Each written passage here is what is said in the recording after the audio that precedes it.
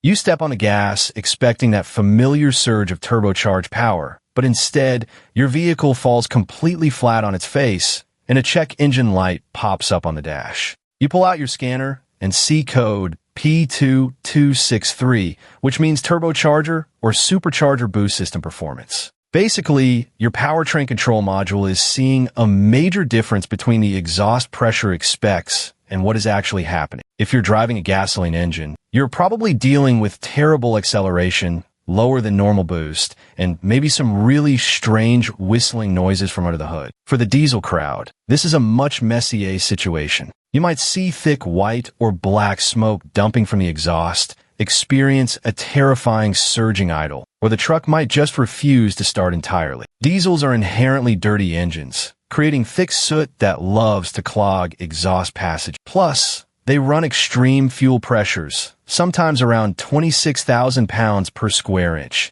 meaning a tiny fuel issue can totally cripple your boost. Now, before you assume your incredibly expensive turbo is completely blown, start with the simple stuff. The absolute most common cause I see for this code in the garage is a massive boost leak from a blown-off intercooler hose or a broken hose clamp. Think of your turbo system like a sealed balloon. If there's even a tiny hole, it cannot hold pressure. Do a thorough visual inspection of every rubber boot and clamp. Check the wastegate actuator to make sure it moves freely and is not rusted shut. If the plumbing is tight, you have to look at the turbo itself. Pull the intake pipe off and check the compressor wheel for side-to-side play, or look for oil pooling inside, which means the internal bearings have failed. On a diesel, you also need to check the injection pressure control sensor. Unplug it, and if you see oil completely soaking the electrical pins, that sensor is dead and needs replacing. You can also use your scan tool to check the voltage on that sensor. It should sit right around 0.28 volts with the key on and engine off, rising smoothly as you rev the engine. Take your time,